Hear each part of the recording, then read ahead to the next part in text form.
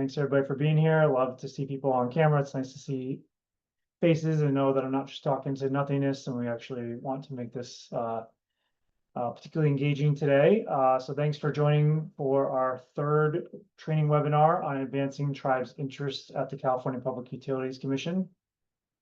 We'll start off with introductions, welcome, overview, and then we want to spend some time covering topics of interest to California tribes and get your feedback and input and guidance so that we can craft these webinars to better meet your tribe's needs.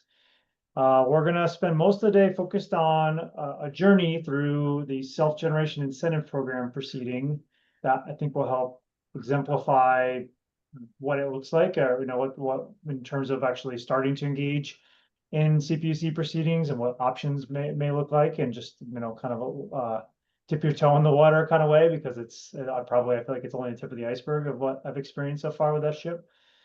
And then toward the end, we'll kind of wrap up with navigating the CPUC website. And I guess Peter, you saying subscribing is not the correct word, or I guess subscribing to the email list, not subscribing is the correct word. It's different from getting put on the service list as a party. So the subscription is easy to do. Okay. Is more work. We'll walk through that with the tribal order instituting rulemaking. We hopefully will get some of you signed up in real time so that you can also track that proceeding. Okay, so I'm going to start off by reading off what we need to read off at the beginning of every webinar. So the program funding, about the program funding from the CPUC. So this work was supported with grants from the California Public Utilities Commission Equity and Access Grant Program. The California legislature recognizes that some California communities face systematic underinvestment, higher pollution burdens, and higher barriers to clean, safe, and affordable utility and transportation services. To address these challenges, it allocated $30 million to the CPUC to establish the Equity and Access Grant Program that empowers members of environmental and social justice communities to participate in CPUC proceedings and decision-making processes. The Equity Engagement Education Grant account awards grants granted up to $200,000 for the purpose of building community CBO, tribal, and community capacity to understand and engage in CPUC decision-making processes. The EE grant accounts will increase participation within CPUC decision-making and build the long-term capacity of tribes and CBOs to make participation in the intervenor compensation program and other funding sources more accessible. This will enable CBOs and tribes to have more influence over clean energy programs and support making these programs more accessible to their served communities. Okay, so I am Josh Simmons. I am president and founder of Prosper Sustainably. I'm co-director of the Southern California Tribal Chairman's Association Tribal Energy and Climate Collaborative. I am an attorney, although I mostly don't function as one. I went to law school in San Diego and got a master's at the University of California, Santa Barbara. Peter, introduce yourself. Sure, I'm Peter Allen, and I litigated at the CPUC as an attorney for consumer groups, and then I worked at the CPUC as an attorney, administrative law judge, some management roles for about 22 years. Retired about 2 years ago, but I have a pretty good handle on CPUC processes. And I'm Stephen Moss. I also have worked at the CPUC as a consultant for various groups, including tribes, but also local governments and non-governmental organizations. I also work with tribes on non-energy issues, particularly in the Southwest on water rights and other things. And I'm happy to participate in this. Thank you so much. And if everybody attending could introduce yourself in the chat, and it'd be great too if you could rename yourself with what tribal organization you're representing, but we do have that in the registration as well. Oh, sorry, going too fast. Okay, so I'd like to spend some time now and just kind of on an ongoing basis. Like we really want these trainings to be focused on topics of interest to California tribes. So I'd like to have a little bit of space here, and likely in future webinars to ask you like what CPUC or IOU related topics issues or challenges is your tribe facing? So I have a very, few among what could be a long list below, but rights of way is a challenge we know that tribes are facing. Interconnection and new service challenges, ensuring tribal consultation on certain matters. So I just would love for people to kind of chime in. I think I'll also just share the example that toward the end of last meeting, somebody expressed, when we talk about rights of way challenges, usually we're talking about utilities getting rights of way on tribal trust lands and needing to go through the process of getting BIA approval for those easements. And that during last meeting, somebody brought up the unique challenge of them seeking approval of an easement they were seeking over a utility-owned property. So it was kind of the reverse of that. And we ended up trying to learn more and following up and kind of getting a better understanding and seeing if we could just provide some high-level guidance. So Peter had mainly done that. So if you raise an issue, might be that we can, if we better understand it, maybe we can provide some guidance or even, and or tailor some of our trainings toward it. So anybody want to volunteer to share some specific CPUC or investor-owned utility related topics, issues, or challenges?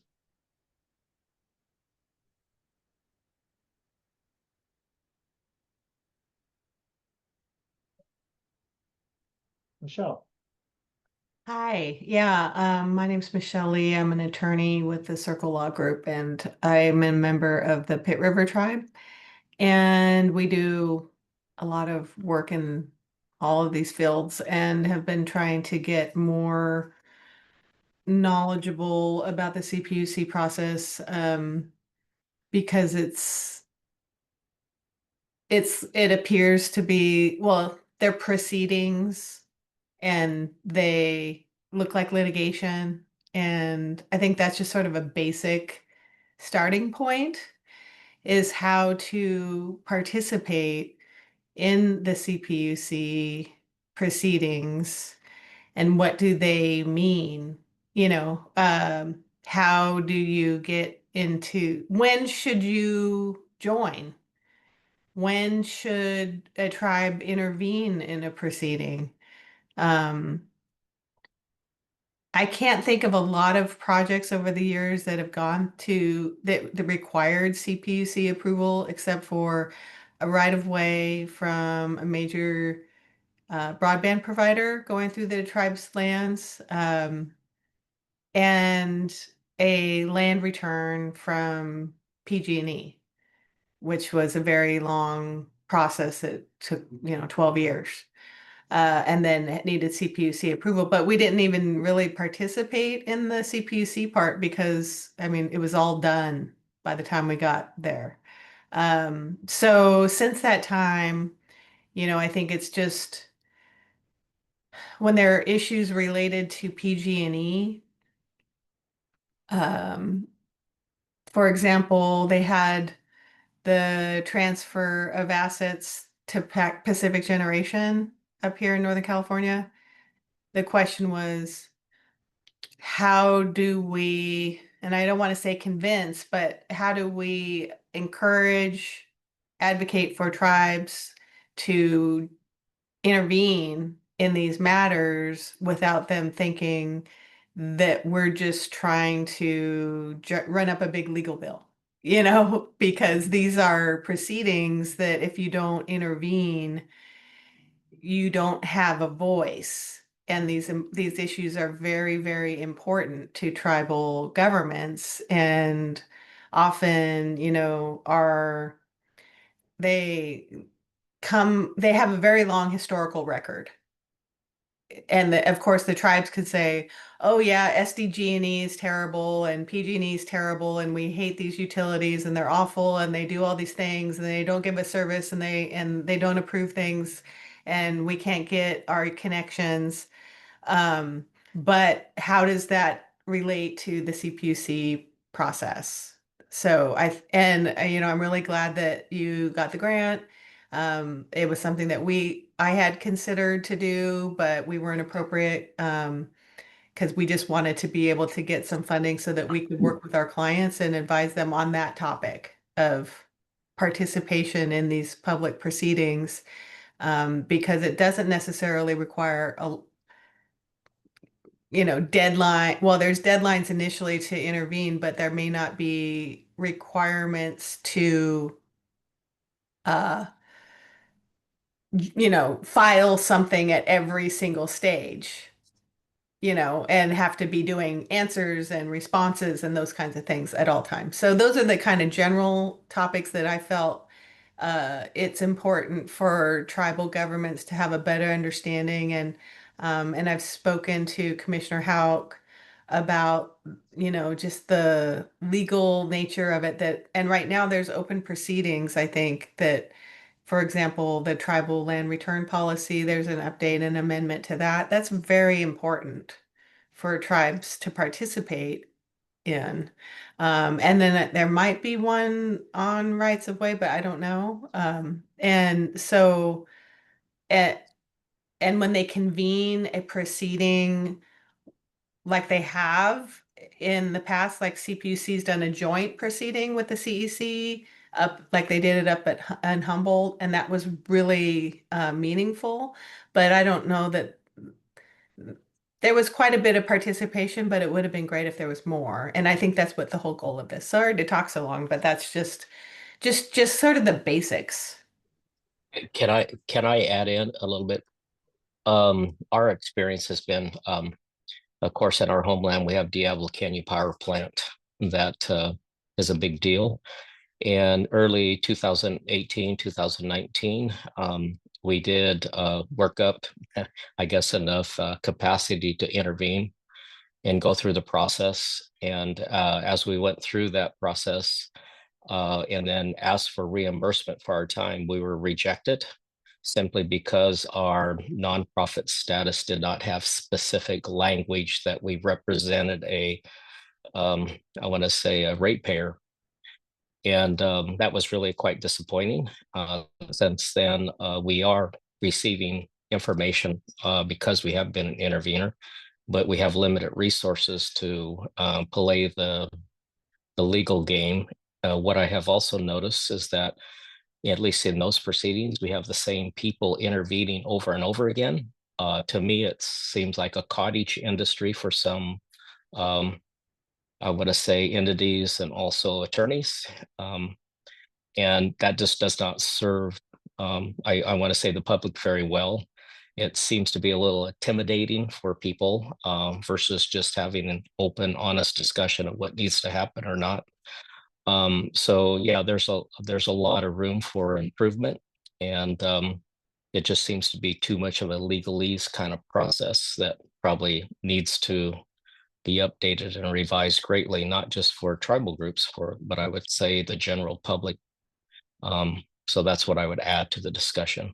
And I'm sorry, but I'm gonna have to leave early.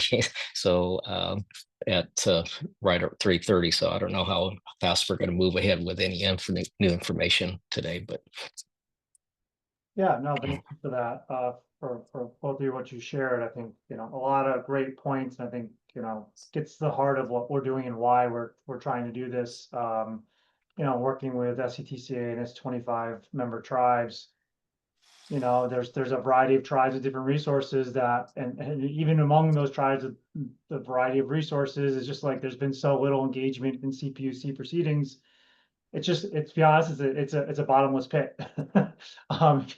You could easily get swallowed whole. So it's like, we're, even as we're starting to engage, we're kind of picking and choosing. And then, Scott, to your point, there's you have the utilities and others that actually are receiving, funding. They're present at all of the proceedings. And then there's a number of other groups, including interest groups and others that are, you tend to see over and over again that are trying to advocate and may or may not be receiving some funding to do so. And so, yeah, I think I'm just learning more and more so about all of it, and we're trying to be strategic about when and how, but also how do we use the tribal order institute and rulemaking that's out right now, that's kind of progressing fairly slowly, but that could be a major opportunity to provide opportunities for tribes to engage.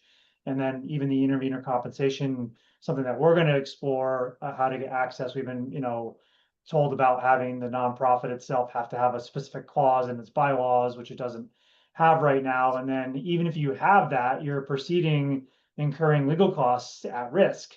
You don't know, you don't get compensated till the end of the program, and you don't know whether or not you're getting compensated, where you're going against, the IOUs and others that are getting compensated all along, that aren't really worried about that. So, Correct. how do we level the playing field on that? And so, hopefully, I mean, that's part of this, like, this is part training and part, like, how do we, keep this conversation going? How do we keep some momentum going? How do we hopefully help, create some collective action on behalf of tribes to better help influence not only the proceedings, which are fairly broad, but also the process too. So those are all great. I just want to share some of the, priority matters that are that we're actively pursuing right now, that Tribal Energy and Climate Collaborative is, and that we have kind of on the potential, meaning like we're doing some active investigation into right now. So the tribal OIR is certainly one that's been prioritized. We have not taken as much action yet into some as in some other areas, and we actually intend to work with SCTCA to obtain party status on that. And then we actually next training, like, to go through the process of getting party status and what that looks like, and hopefully then we have a number of other tribes getting party status. We're going to talk through about the self-generation incentive program, which is not really a super active program right now, though there is a new opportunity that just presented itself for residential, that more about kind of walking through what this process looks like and how tribes can get engaged in it. At least in some methods, there's certainly more. Utility rights of way was mentioned, which isn't actually a formal proceeding because it really is kind of a multi-agency, particularly, state, federal, and type issue that is not, it does not have a specific proceeding, but CPUC has been trying to facilitate the process with, and then there's Public Utilities Codes 769.2, which is something that we've been engaged in. It actually imposes prevailing wages on projects that have 10 kilowatts or more of solar, I think storage as well. And it wasn't so much about the prevailing wage is being imposed itself that was at issue. It was more the imposition of state laws on federal tribal jurisdiction on trust lands, and how that in of itself was inappropriate. So that's an active thing that I know isn't relevant to everybody here, but it's more of like, ensuring that the tribes do have legal, certain legal status, and that they have jurisdiction over certain lands, that jurisdiction is being appropriately respected, and that there's not imposition of state laws and rules on reservations. So then solar for all, the intervenor compensation, just going through that process and hopefully sharing that with all of you, so tribes can pursue that, or and even the intervenor compensation program itself. A nonprofit has to have a certain clause in its bylaws, but how about a tribe itself of seeking intervenor compensation? What opportunities are there for a tribe, if any, to do so, versus having to have a nonprofit? And so there's a number of issues. So what I would encourage you all to do is to complete our online survey to identify specific issues that also, I'll bring it over real fast, and I see your hand up, Michelle, and I'll let you go in a moment.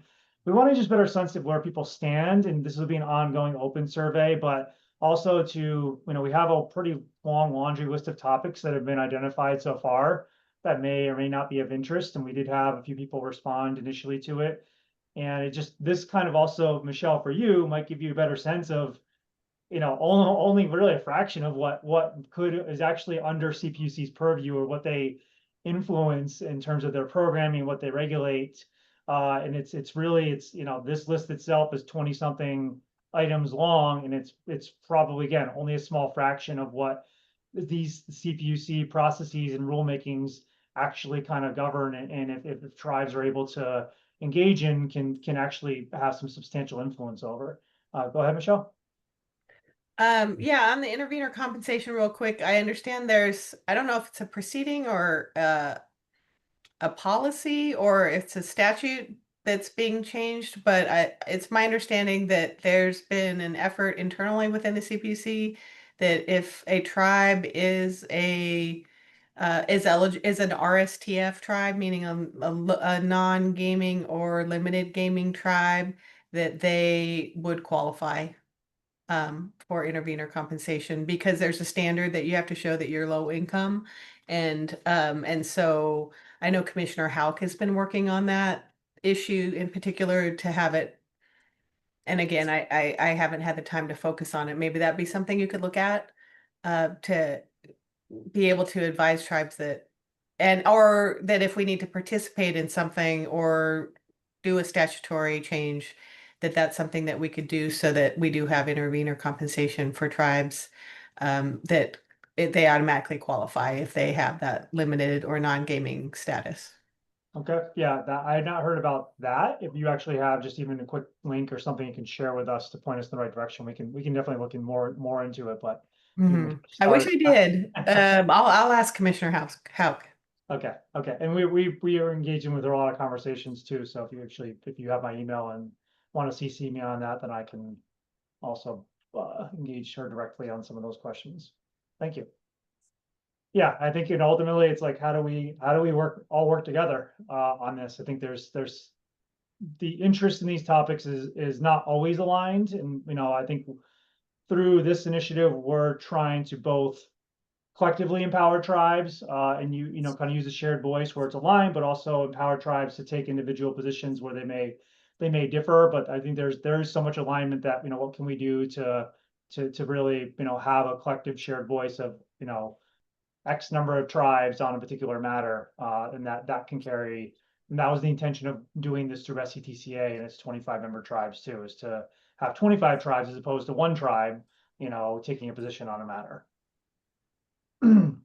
Okay, so now we'll dive in, and then Scott, this will be recorded, so we'll share it with you afterwards, so you can Thank you. Yeah. Thank you. Okay, so I'm just going to dive in as opposed to giving, but it's really, this has been a journey to influence CPUC rulemaking. We're using the self-generation incentive program as a case study, and it's active. This is a live thing we're working through right now, and we'll continue to update you in the context of just letting you know like how we're proceeding and the different twists and turns it takes. We're going to kind of trying to use the metaphor of traveling down the road on a journey. And you'll see that kind of spread throughout this presentation. So SGIP, what is it or what was it? I'm saying what was it because there's an effort right now to close this program, although there is a new program, kind of sub program that's a new offering that's actually just been released that don't know all the details about, but so CPUC, this is a CPUC incentive program for homeowners, businesses, governments, and others. For a variety of behind the meter distributed energy resources. So there's been wind, waste to heat, pressure reduction turbines, internal combustion engines, microturbines, fuel cells, so on and so forth.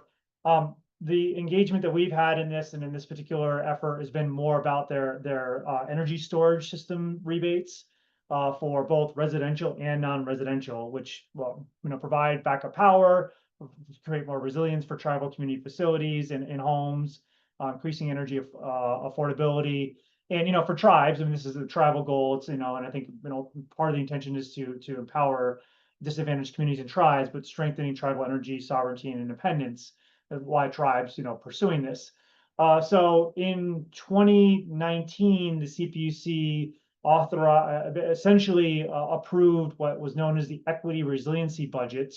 They provided an initial $100 million into that budget in 2019, and then an additional over $500 million in 2020 for rebates for energy storage systems for homes and critical facilities in or serving disadvantaged communities.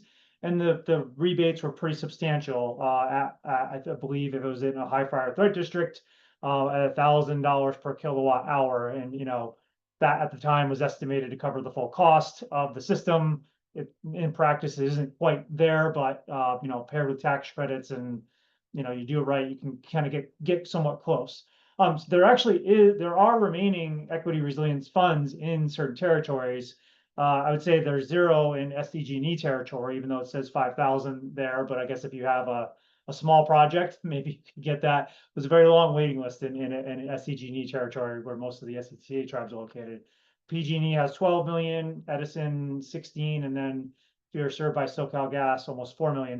So there still is an opportunity there for that $1,000 per kilowatt hour if you are in your tribe and tribal lands and in high fire threat district. And then there's, if it's just an equity project that is not in a high fire threat district, it was $800 per kilowatt hour. So it's still fairly substantial and could work with the tax credit. So there's a new residential solar and storage equity program that just launched on May 20th. I've kind of heard about this. I have not followed it very closely, but it has it's actually got a higher rebate amount. I should click on this real fast and pull it up. Let me drop the link in the chat for you all. So this is for, I think it should be for those that would have qualified for the SGIP rebates before residential, which had some income requirements. Scroll down to $1,100 per kilowatt hour for energy storage and $3,100 per kilowatt of solar. So up to 15 kilowatt hours of storage and 5 kilowatts of solar. So I guess and possibly more. So there, for if you have homes on qualifying lands that would qualify from an income standpoint, that could be a good chunk of change to cover that sort of system. So just throwing that out there. We'll probably look into it more so we can be letting others know about it. And Amy, we should probably add it to the tracker. So the SGIP projects that Southern California Tribal Chairman Association tribes have been working on, and on some of those I'm working on as owner's representative. Have been a lot of twists and turns in these projects. We've had kind of smaller non-residential ones, and we're really just focused on non-residential, and then some larger ones, and some of them involve complex microgrids. There's been supply chain issues coming out of COVID, and that are still kind of ongoing. Really difficult to get transformers and switchgear, and other even energy storage systems. Particularly with some groups going out of business. The interconnection applications, studies and approvals, are always a quagmire. The contracting processing between tribes and developers is always reinventing the wheel. And that also the reliance of tribes on developers. Some cases there have been financing, and that's included challenges and delays. We find that with these projects, there's always, tribes have unique building and permit requirements on tribal lands that developers don't understand, and it ends up being a bit of a process to sort those out. In some cases, there are BI rights of way approvals needed for these projects for the utility upgrades or infrastructure modifications. We've had one developer who is doing a lot of these projects go bankrupt, and COVID. The variety of COVID impacts beyond supply chain that are still happening, including cost increases. And then now we have significant federal government administration impediments. These projects are supporting the development of energy storage systems for tribes and disadvantaged communities, health clinics, medical facilities, retirement homes, government facilities, fire, water, wastewater.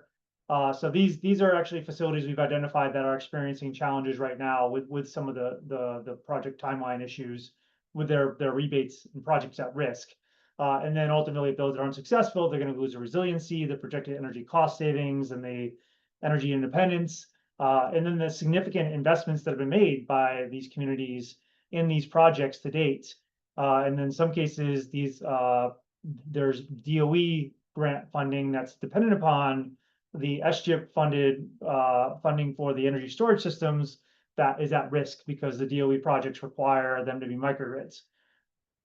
So in SCTCAs, among the SCTCA member tribes, there are 5 tribes that are currently impacted for 8.5 megawatt hours worth of energy storage with over $6 million of rebates at risk. So as we, you know, identified and dug into these projects, and this has all happened really, you know, I mean, I've been working on a lot of these projects for a number of years, but you know, just really starting to understand the risks and, you know, that the extensions weren't going to be extended any further. This really started to develop and really late last year, you know, into early this year.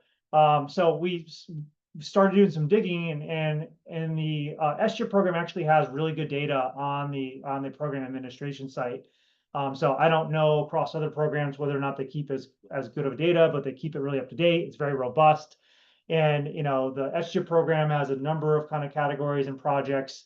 So we were able to isolate down to how many projects right now that were, you know, secured a reservation between 2020 and 2022 are still active right now. And those projects, if they're still active right now, there's a good chance that they're at risk of losing their money if they don't get more timeline relief. So we really identified that there's potentially over $138 million at almost 200 megawatt hours of energy storage projects that are at risk if more time is not allowed for these projects to be completed successfully. So knowing that, we decided that it was worthwhile to go out and identify other communities that may have projects and other site hosts that may have projects at risk. And so that project that went from just the 5 tribes, we identified 23 different site hosts, communities and other hosts with critical facilities that qualified, serving disadvantaged communities or tribes that had projects at risk and were willing to provide a letter in support of the action we were going to take to seek that. So this covered 48 different projects at almost $14 million with over 18 megawatt hours of energy storage. So you know, you go back here and then, you know, that among these numbers of that $138 million, we're talking about, you know, well over 10% of, let's see, the $13 million. So yeah, about 10% of all of the funding out there and projects, approximately, if my math is right now on the fly. So we've decided that we want to take action to have the rules changed, so that, you know, we've been seeking up to 4 additional 6-month extensions beyond those currently authorized for SGIP projects progressing in good faith, and, you know, that we would like to see that retroactively applied back to March 31st. We're seeking to cover all non-residential equity and equity resilience projects, which could be for over 200 potentially at-risk projects. And then, you know, we understand that the SGIP program is kind of sunsetting or being sought to be sunsetted right now. And so we offered this in a way that would result in really kind of somewhat modest change to the rules, no impact to the project closeout, and really no additional cost to the program and its administration. In fact, hopefully some efficiencies, particularly in those territories where there's money still available and somebody would otherwise cancel and just reapply, which isn't a possibility for any of the SCTCA tribes. So, you know, kind of the harms of inaction here would be that if this relief is not granted, these projects can't meet those existing deadlines, that they would receive setback or losses. And, you know, the projects could potentially not proceed any further, and the tribes and these other communities would lose all that money that was invested and all that time. And then the whole purpose of the program, which is to provide them the resiliency, that's not going to be realized either. You know, and, you know, if the CPUC takes the action right now, that, you know, in this difficult economic and political environment, preserving these equity-focused projects that are proceeding in good faith would really, I think, serve the purposes of the program and CPUC's intentions well. All right, so now we'll get kind of into the nitty-gritty of you know, what we did and how we went about it. So the journey goes back into SGIP before kind of this particular issue. I supported some of the SCTCA tribes on specific projects and engaging in this proceeding back in 2019 when they released the original decision establishing the budgets, and, you know, worked with the Center for Sustainable Energy, one of the program administrators, provide some feedback on how they were categorizing tribes or weren't categorizing tribes or defining tribes in that decision. And that resulted in, on that specific decision, an order correcting those errors that did properly categorize tribes as governments, ensuring that their government projects would be eligible. And then it was in January of 2020, the decision was released that added over $520 million to that budget. So it went from $100 million to over $600 million, a pretty massive infusion. But along with that decision, we found out that there was an interpretation about the residential side that was not including all homes on tribal reservations, which is what it said. So we submitted a letter, and I think got merged into a petition for modification, requesting clarification on the eligibility of tribal residences. The CPUC responded, to it in a way that so there was a change to the decision that did clarify it, but it clarified it in a way that we didn't agree with. So we submitted comments again on that clarification. I'll get more into the weeds in this in a moment. And then they did issue the decision finalizing the eligibility.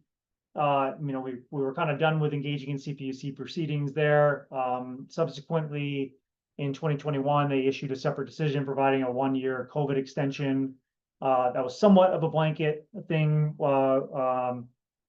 And then now we're really kind of circling back to where we're at right now, and the efforts to kind of save the at-risk projects right now. So in the last winter, we met with the SGIP working group. So there's a working group that's made up of the SGIP administrators, which are the IOUs, except for Center for Sustainable Energy, who's administering it for SDG&E territory.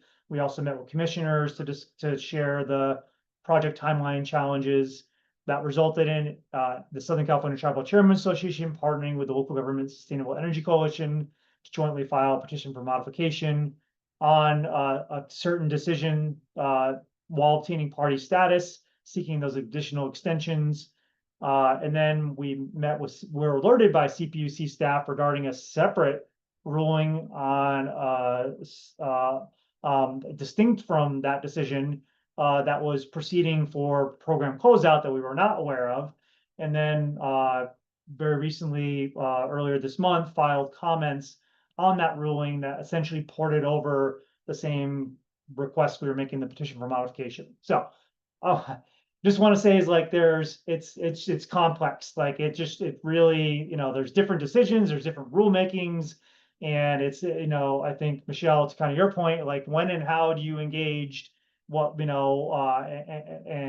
as a party, not as a party, and then, you don't know what you don't know. So I'll kind of try to demystify it. So I'll just say, like, my initial foray into the SGIP proceeding was like driving without headlights, looking at this dark map. Like, I had no idea what I was doing. I was just fumbling along. So, back in 2019, 2020, learned about this particular the SGIP Equity Resiliency Budget, and the opportunity for tribes, and then the tribes not being included in the definition of local governments. And basically that meant that tribal government facilities that should have been eligible weren't going to be because tribes weren't defined as local government. So the Center for Sustainable Energy actually was pretty proactive. They engaged me in some discussions on this. I don't remember how we initially got connected. I was also, kind of working through a developer on some of these conversations too, that had established contact with Center for Sustainable Energy. And it was great. Like they got the feedback on this and like how it should be redefined. And they brought that to the CPUC, and that resulted in CPUC doing that correction order, which all this is behind the scenes. Like this is, this was I'm trying to say the Dorothy and whatever, Wizard of Oz, man behind the curtain or whatever. I don't know what's going on. And it just happened. I was like, oh, this is great. I shared a little bit of feedback with somebody, and something changed in a meaningful way. Then later earlier in 2020, CPUC issued a decision, that increased the budget, that 512 million, whatever. And that was, that money wasn't going to become available for application until later in the year.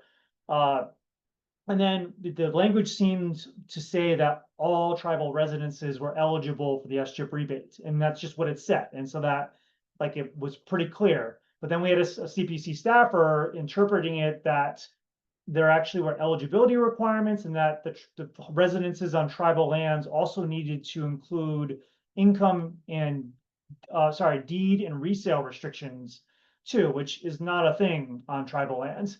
So, we certainly had a position, we wanted to see all tribes be eligible regardless of, all residences eligible regardless of income requirements, but that the deed resale restriction requirement were, going to make everybody ineligible, because that's not something that is just not something in practice that occurs on tribal trust lands.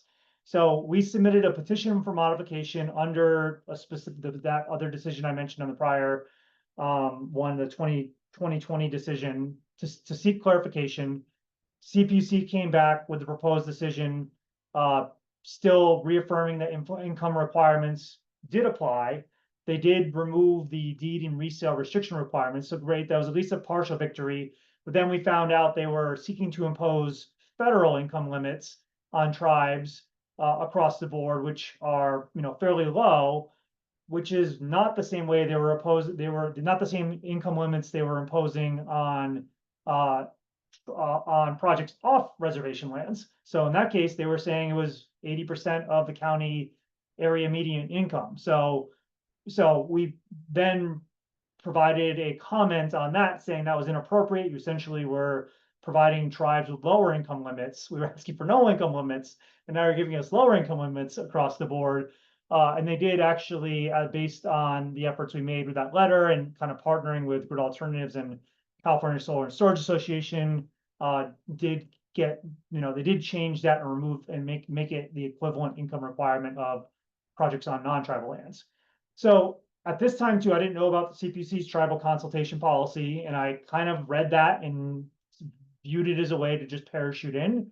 So one aspect of the tribal consultation policy says the CPUC will give special considerations to tribes' requests to participate in the proceedings, that administrative law judges and commissioners are encouraged to grant tribes' requests to become a party in a proceeding, even if untimely, if the proceeding can continue under the existing schedule, or it is reasonable to modify the schedule consistent with due process. So that's one thing that you all should know is, like, even if you're not a party right now and otherwise would have needed to become a party earlier on, in the tribal consultation policies, it stands right now, tribes should, CPUC should be making efforts to allow tribes to engage, parachute in, like we kind of did here.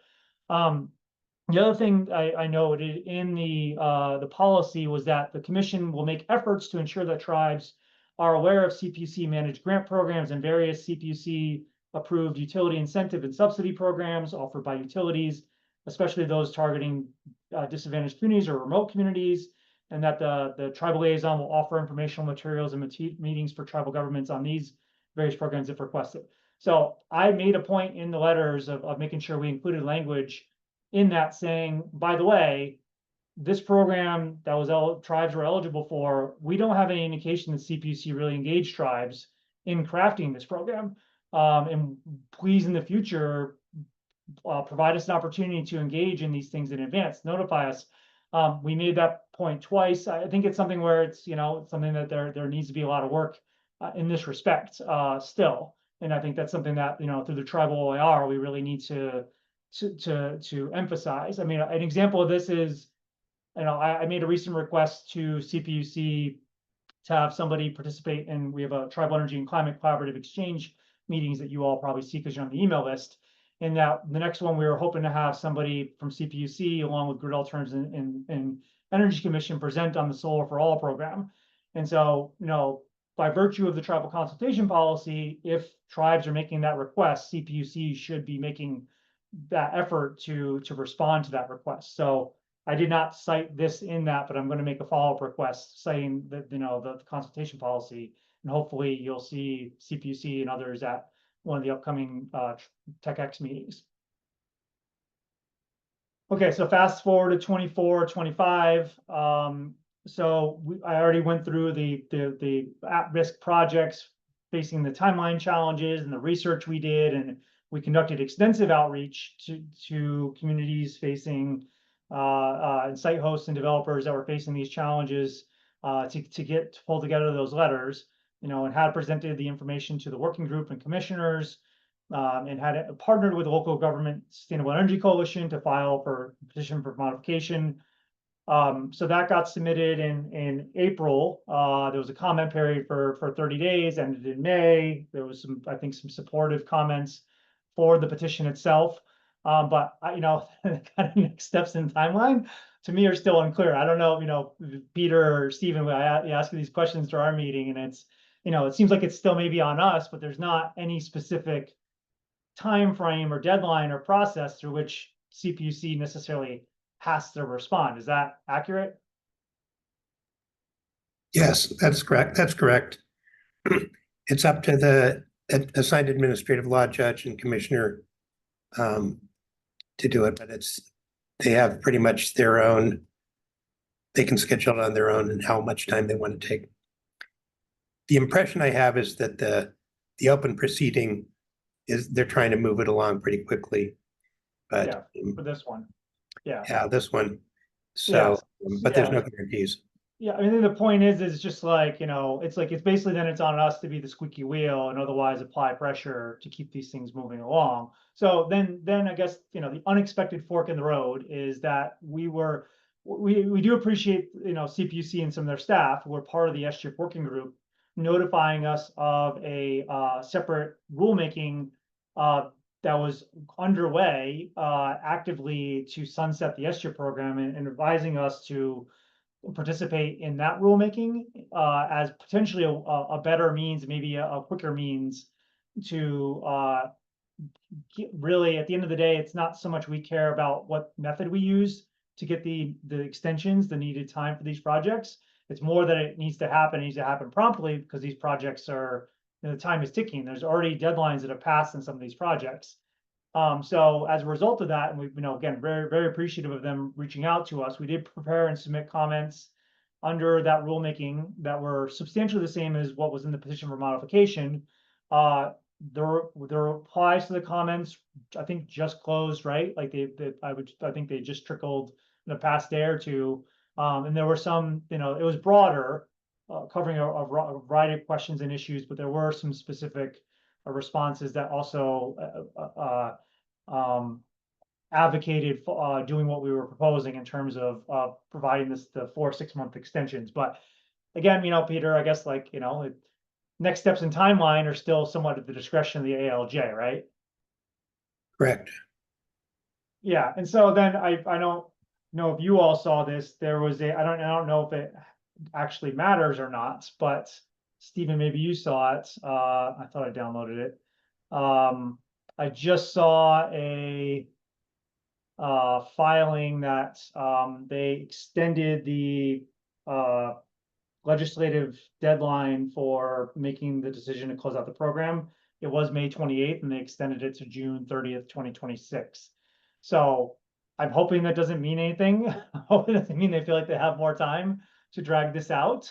I wasn't aware of their legislative deadline to kind of determine the closeout of the program, but that did recently occur, and I don't really know what to make of it at this point. And that does interact with this other proceeding that we're currently engaged in that took the place of the petition. That proceeding is actually focused on meeting that deadline and issues around how you would close out the program. So yeah. So here it is right here. And I'll drop it in the chat for you. Maybe you can peruse it in the meantime. This is a standard practice. What happens is there's a legislative deadline that says proceedings are supposed to be wrapped up in 18 months. If they're not wrapped up in 18 months, nothing happens except the commission has to issue a decision extending the deadline. So it's basically a housekeeping thing when things are taking longer than they thought. So, which is common for the rulemaking. The statutory rule actually is sort of arbitrary for some of these rulemakings that are ongoing.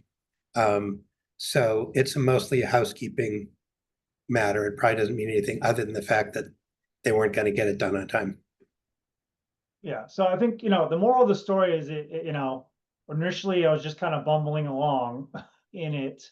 And then now, now we have some, some resources at least to be a Kickstarter for what hopefully is an ongoing effort by the collaborative to engage in CPUC proceedings. It took us finding a former, CPUC administrative law judge and attorney, and a CPUC regulatory attorney, consultant that's been doing this for decades, and his team to really help us navigate stuff that still is very, somewhat murky, but it's just like, yeah, I think the barriers to entry and navigate these things when you're going against people with deep pockets that are being funded to be doing it on an ongoing basis are, astronomical.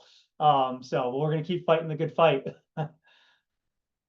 So I think any questions on that, I'm going to turn over to Peter in a moment, or we're doing a walkthrough of the how to navigate the CPUC website. Speaking of quagmires, but any thoughts or questions? I just had one question. If the Southern California Chairman's Association had issues regarding the fact that some tribes were gaming, because I know we had for Pit River a long snafu during COVID about the tribe's ability to use SGIP funding for infrastructure that supported the casino, and it was a whole long fiasco. So I was curious if you had any issues related to that, because obviously tribal casinos, and our argument were that tribal casinos serve as emergency response hubs in most communities, and the fact that we have the ability to serve and help the local community. It's not just a casino, like economic development, it's government too. Yeah, so I think it was a more matter of kind of just knowing the rules itself and what the requirements were, and making sure the project itself met those requirements. So we do have, at least one of the projects is, serving a casino, and it's more of like, what was the nature of the facility that, what was it being applied for? So, cooling centers qualified, emergency shelters qualified.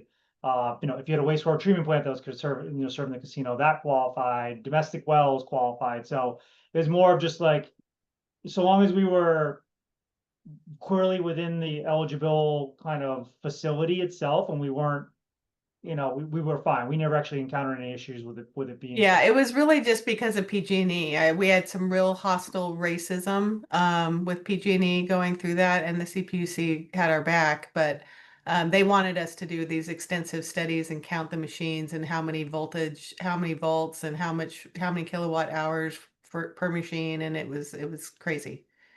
And try to carve that out as somehow it didn't qualify if it was the slot machine. So yeah, it's good that you didn't have that problem.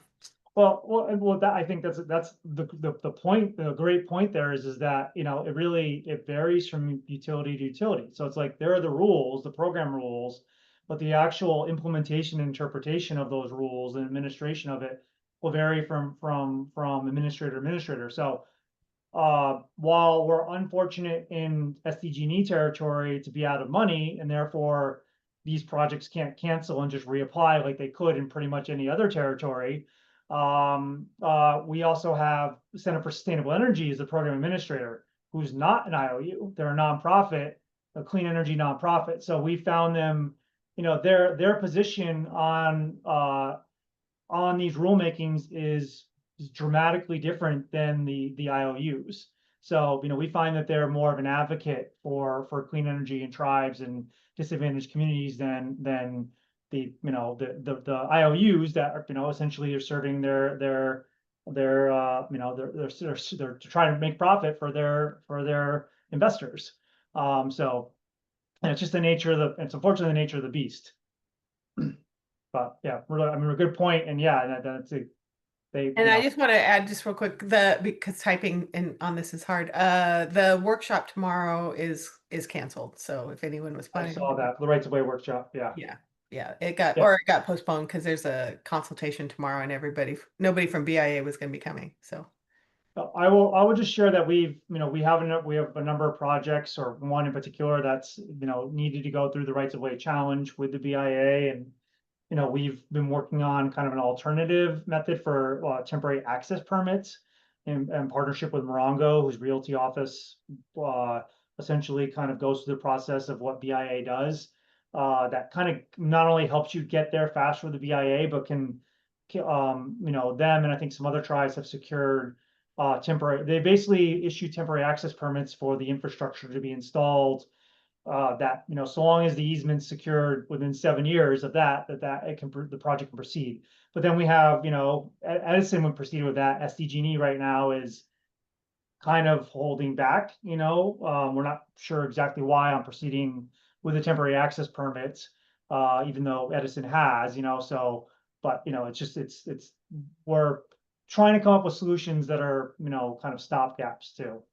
One of the things that I understand, there's more more folks retiring from the region in realty. Like Kim Urian is retiring, and Amy is obviously retiring. So there's going to be turnover there, and in the shift into new things with the Trump administration, we're going to see more of a push for tribes to contract like Morongo.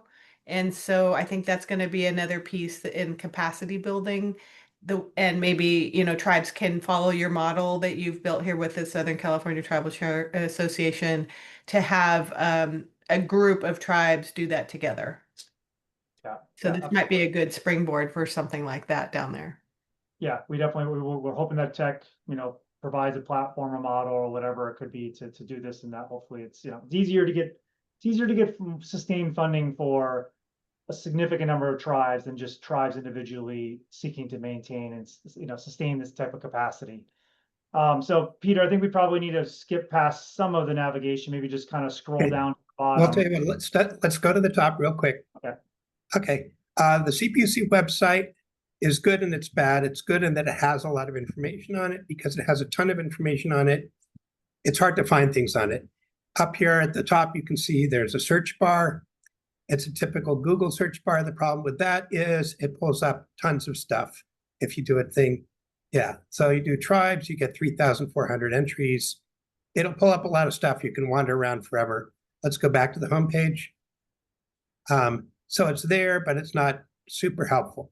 The place you need to go to find most useful information on this thing is down at the bottom. So let's scroll to the bottom of the homepage. And down at the bottom of the homepage, there's a little thing that says Proceedings and Rulemaking. Right there, Proceedings and Rulemaking. Click on that. This is where most of the useful information is. So you'll see on there is one thing that says Locate Documents. Can you go down, click on Locate Documents there, Josh, just below Proceeding? Okay, this is where specific things are listed by the type of thing. So if you're looking for a decision, you're looking for a resolution, you're looking for, and we can get into all of what that means at some point later. If you're looking for something specific, go here. Much easier to find stuff under this search because it'll pull up just the stuff you're looking for. Let's go back to Proceedings and Rulemaking. Okay, so Proceedings and Rulemaking, the docket card, if there's a formal proceeding that's running, there will be a docket card for it. So for example, each case has a number. The numbering system is pretty logical. The cases are like, this is a rulemaking that's opened in February of 2022. So the first number is the year, the second is the month, the last number is just the date it was entered. So you can search for that and it'll pull up the proceeding. Click on the link here that says active. Sorry, we're flying through this. Okay, this is where it'll give you some information about the proceeding. Can explain some of that. Let's click on documents up at the top. This tab will show everything that's been filed, formally filed in the proceeding. If you scroll down, you'll see there's a ton of stuff that's already been filed. So there's rulings, notices. If a party files something, it'll be on there.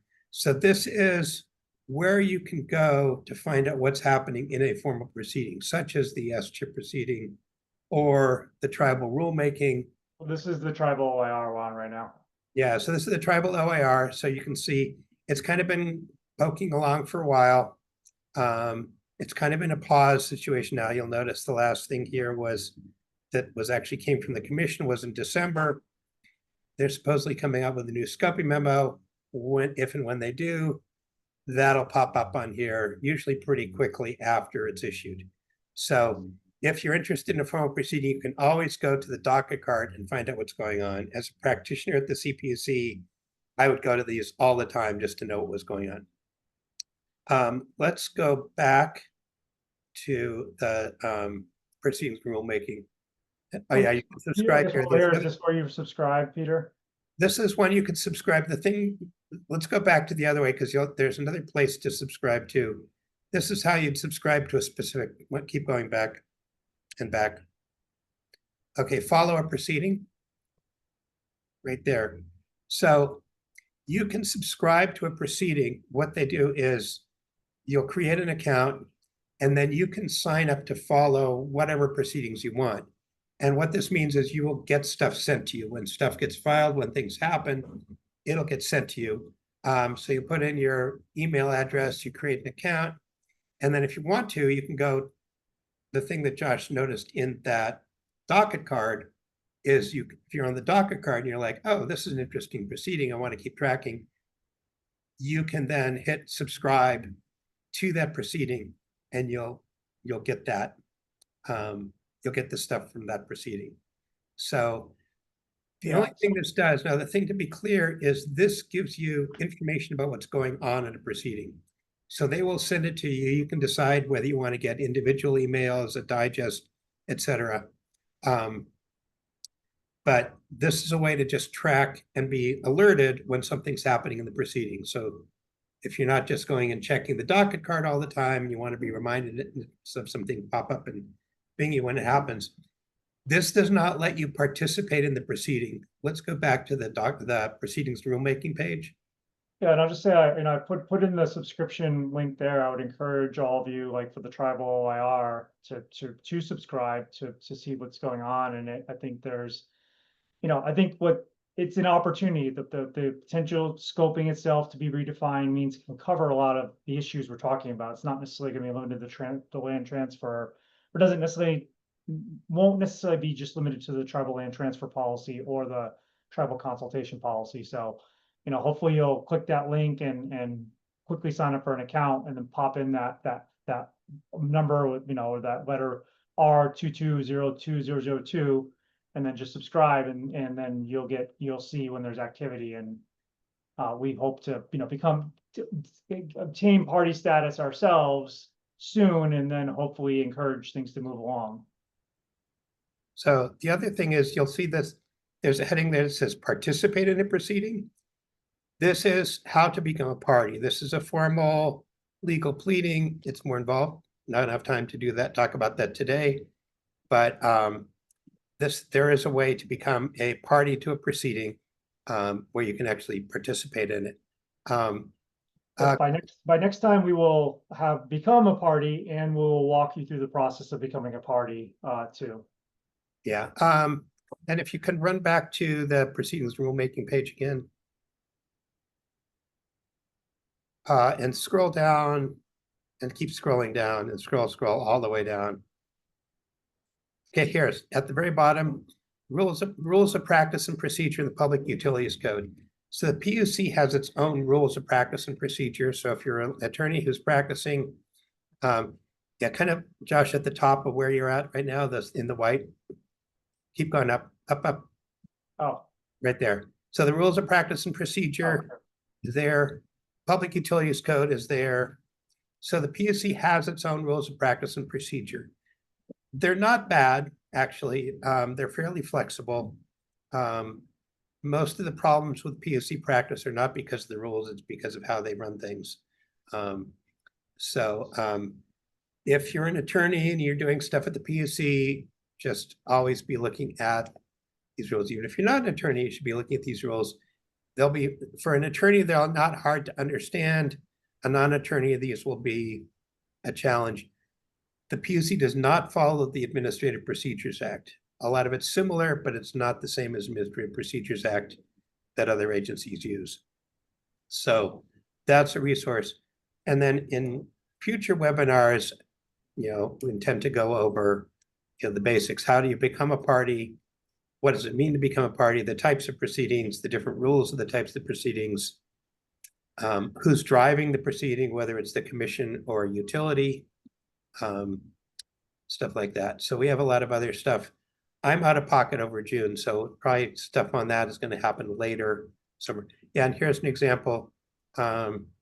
So what you get for subscribing, how to subscribe. Subscribing lets you. So, but that's a way to keep informed of what's going on. So looking at the docket card and subscribing, you can figure out what's happening in formal proceedings. There are also informal proceedings, and those are harder to keep track of what's going on. But that's another story. Yeah. Michelle? Oh, yeah. So one of the issues that we had trouble, or I had trouble with, was the providing notice, because there were so many when we intervene in the Pacific Generation, the PG&E, transferring their assets to another party. It was I don't know, hundreds and hundreds of other parties that we had to email, and it was really hard. So I don't know, is that the way it is all the time, or do you think it was just because it was a really controversial? It depends on the case. Some cases have a lot more parties. What a lot of parties will do is break the email up into chunks so that not as many of them get rejected by the recipient.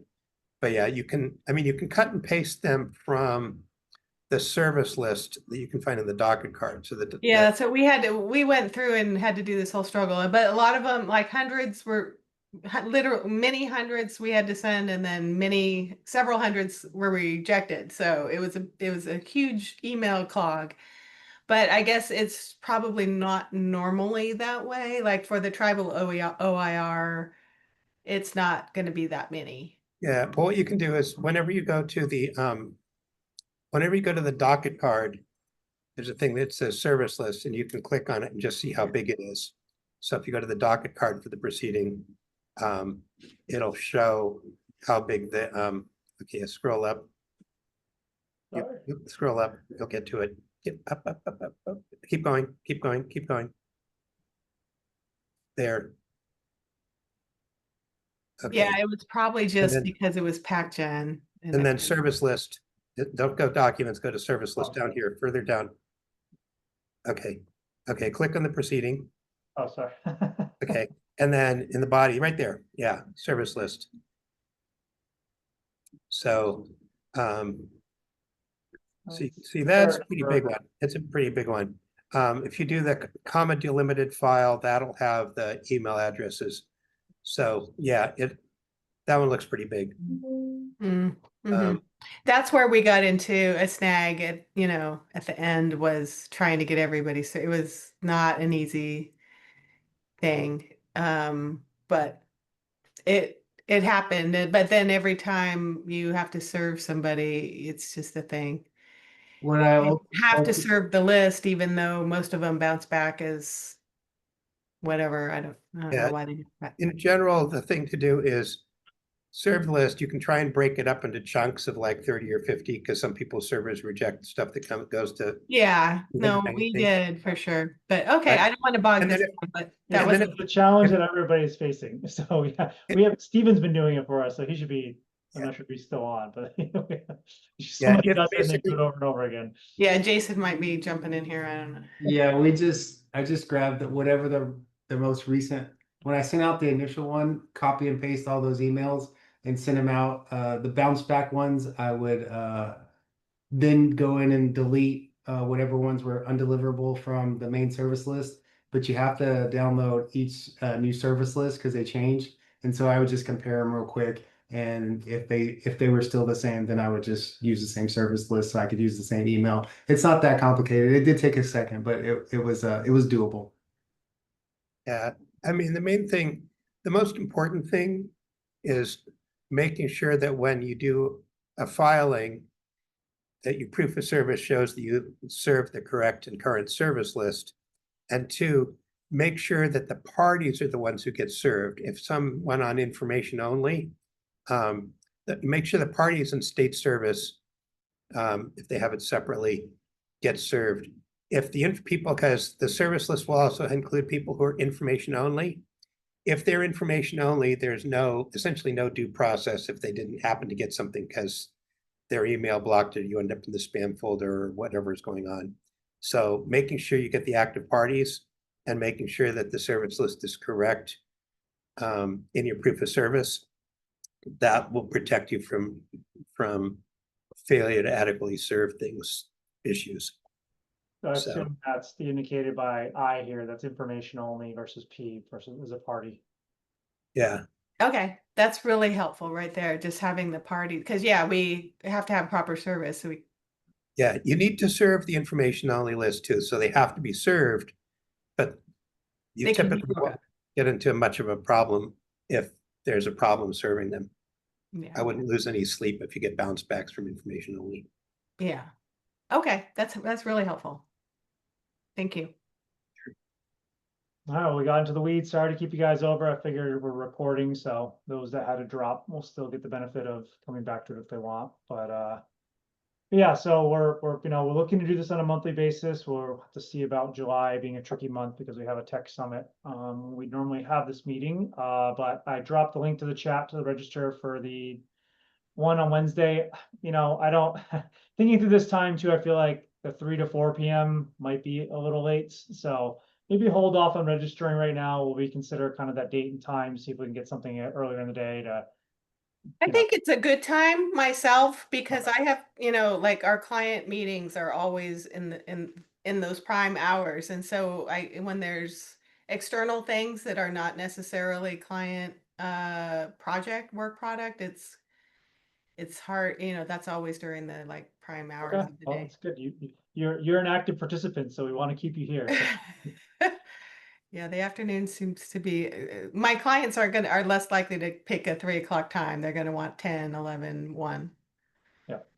Mhm. Awesome. All right. Well, any last thoughts or questions? Well, really, I think the question that came up at the CPUC event, or was it CEC? Anyway, it was, the list of tribes always want a list of reputable consultants. And that's really hard to do because nobody wants to vouch for anybody necessarily. But that's so when tribes want to build an RFP and send it out, we don't need to know that everybody's perfect in the list. We just need to have enough to be able to send it out to be able to get enough respondents. And so having some kind of a resource database of consultants that have worked with tribes, I think would also be a helpful thing. okay. Yeah, I mean, we are a consultant, but we also run RFPs on behalf of tribes too. So it depends what you're running it for, whether it's a, consulting project or a development project or whatever, but we're happy to share, those that we know that might be responsive too, because it's one thing too to send it out to whoever, it's nothing to actually get a response on it too. Well, thank you for your time. Appreciate it. Yeah, thank you all so much. Really appreciate you staying on. Thanks. Have a great afternoon, and we'll see you next month.